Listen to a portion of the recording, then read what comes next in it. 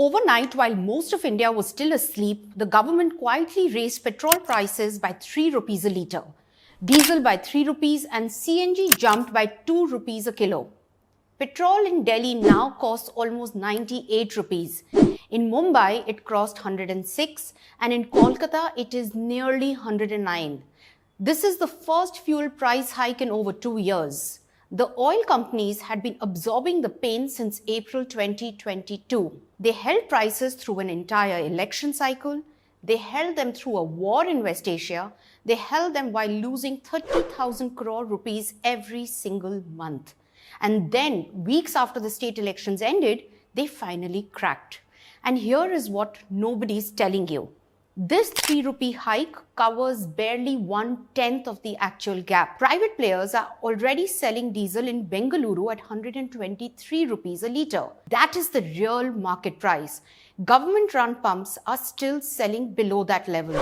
If this continues, more price hikes are likely, and when fuel becomes more expensive like this, the investment map of India starts to shift. Now look at how this builds over a few days. It does not happen randomly. It looks like a step-by-step response to a crisis. On day 1, the Prime Minister asks people to do a few very clear things. Postpone buying gold, delay foreign holidays, work from home where possible to save fuel, shift to electric vehicles, choose made in India products. On day 3, the oil minister says publicly that India has crude oil reserves that can cover a certain number of days of use. It sounds safe, but there is more behind that number. On May 14th, the Director General of Foreign Trade slapped sudden restrictions on gold imports. It caps the authorization at 100 kilograms. First-time importers now face physical factory inspections. You cannot import more gold until you prove you've exported half of your previous batch. And on May 15th, the fuel prices went up. 3 moves in 5 days. Now the key question is, why this level of stress? Well, India imports close to 90% of the crude oil it uses. When global crude prices jump, India's import bill jumps with it. Imagine the crude basket that India pays for from around $70 a barrel goes to well over $110 in just a couple of months. That is roughly a 50% increase. Analysts often use a simple rule. For every extra dollar on a barrel, it adds thousands of crores of rupees to the annual import bill. When prices move by tens of dollars, the impact becomes very large very quickly. At the same time, foreign exchange reserves can start to fall as central bank uses dollars to smooth out currency moves. The rupee can weaken. The current account deficit, which is nothing but the gap between what India earns from the world and what it spends, can widen sharply. On top of this, India is one of the largest buyers of gold in the world.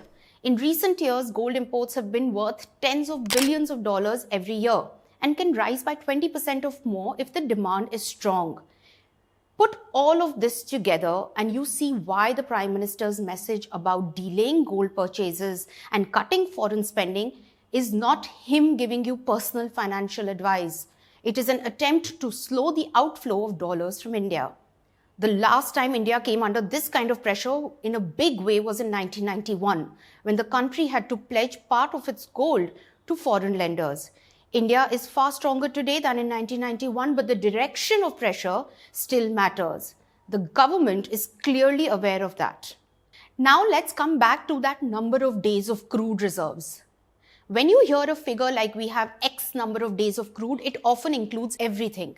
Commercial stocks at refineries, oil inside pipelines, and a fuel that companies need to run their daily operations. The strategic reserves, which is nothing but the underground caverns built only for emergencies, are much smaller. They are designed to cover just a few days of net imports if supply from abroad is disrupted. Well, other major economies have built very large strategic buffers. Countries like China, the United States, and Japan hold hundreds of millions of barrels in such reserves. India's strategic stock, by comparison, is tiny for a country that is the third largest oil consumer in the world. So when you see a government that has already cut some fuel taxes in 1 month, then brings in gold import curbs and still has to allow pump prices to rise, you can see the amount of pressure it is under. Now here is where it gets interesting for your portfolio. Go back to the PM's speech and read between the lines. Every single thing he has asked citizens to do has one common thread. It reduces India's import bill. Solar pumps mean less imported diesel. Electric vehicles means less imported petrol. Domestic holidays means dollars stay inside the country. Made in India means fewer goods shipped in from abroad.